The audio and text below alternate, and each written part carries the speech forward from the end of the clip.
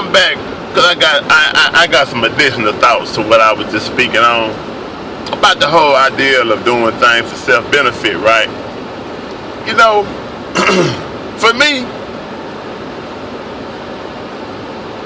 I don't do things for people because of what I expect back for them to do for me. I know people gonna be ungrateful. I'm not going to even expect for a person to be grateful in a way that I feel or think they should be grateful. I'm not even finna set myself up for the disappointment. So for me, I operated, and I used to do that though. I was the person who gave my trust out a little bit too freely and so forth. But today, some people frown on the way I deal with people, but this is how I do. If I do something for you, straight up, I do it because I look for my reward or my payment to come from God. Honestly, straight up, that's me. I look for my reward to come from God. I look for Him to either bless me in certain ways, or I look for Him to forgive me for certain things I've done. So that's really why I do what I do when I do something for somebody. I don't care if it's a man's delight, somebody walking up to me asking me for this or that, or whoever it may be. If I do something for you that you've asked me to do, 9 times out of 10, that's why I done it. But even beyond that, on the flip side too, if I didn't do it, it was simply because I felt like it wasn't something I was willing to lose at the moment. It was something that I could lose at the moment. You see, I strongly believe that when we go to doing things for people, that we should approach that like we're approaching an investment. Like maybe, let's just use stock for example, or any kind of investment. It can be some entrepreneur venture that we decide to go on or whatever. But I strongly believe that whenever we start doing things for people, that we should approach it like an investment. We should investigate it and really look at it kind of thoroughly sometimes. But more than anything, we should not invest no more into someone or into something than we're willing to lose. We shouldn't invest no more of our feelings, our heart, our time, our money, our thought, our energy into something or someone than we're willing to lose. And the reason why I've adopted that for myself is because, again, man, you cannot expect for your investment to always come back in the way we desire it to. I don't care what the actual investment is, you cannot expect for it to come back. I mean, really, it's a gamble. You put it out there and you hope it come back in a way that is profitable for you.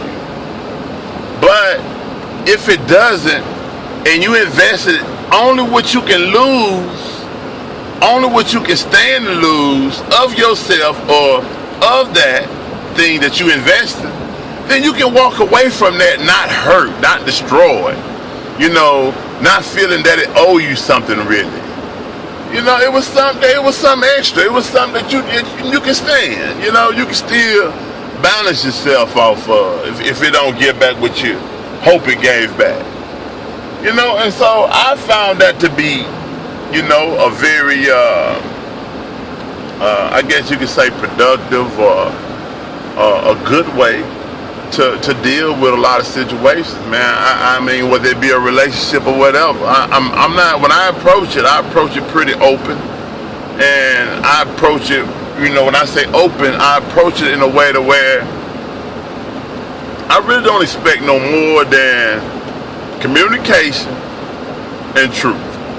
I mean, I expect, communicate with me, man.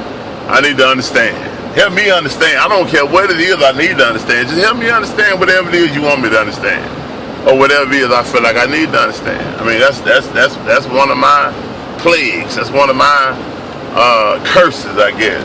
I need to understand. If I don't understand, it's gonna probably be some disruption and some disharmony going on.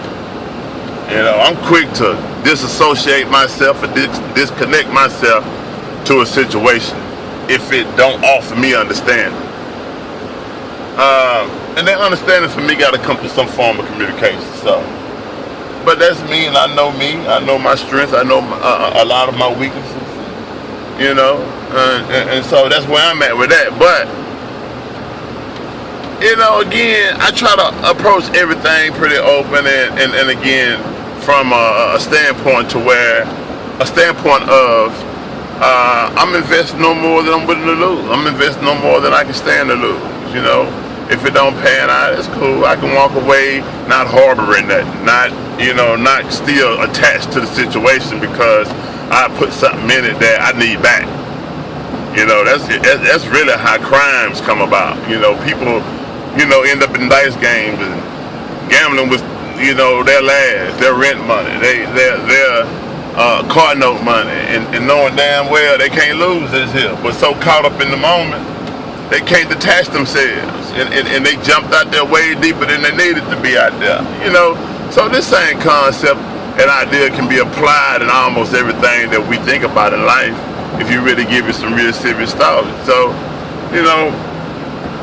when you think about the whole thing of doing something for our self-benefit, again, to keep ourselves from being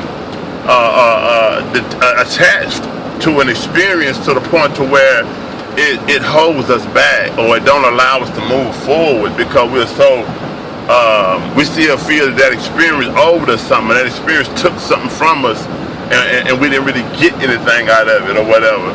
To keep that from happening, try not to invest no more into something that you're willing to lose, then you can stand to lose, that you can stand to invest into that experience.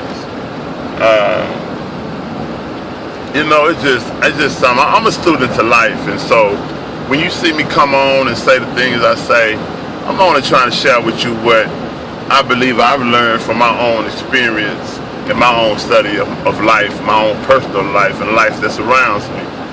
I give it to you from the most serious position, the most humblest position that I can offer it to you from. Not expecting anything in return, but I strongly believe that there's a science that says to multiply you must sometimes divide, and to add you must sometimes subtract. So I believe that in me growing, in my evolution, that I have to give a lot of myself. The scripture says, to whom much is given, much is required. So if you don't give what you have been given, then your growth stops. You begin to then,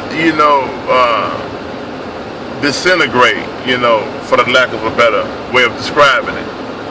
And I mean, that's just my belief. And, again, I share these things freely and naturally. And this is just a part, I think, of my makeup. This is just what I do. This is what I believe that life has put in me. This is what I believe God has put in me. So I offer it, man, freely. And I open myself up to criticism. I'm not afraid of it. I challenge it. And anybody who know me personally, they know that I'm a strong debater, because the things that I speak on, I strongly not just believe blindly, but I have a strong source that the things that I stand on or believe comes from. So, hey,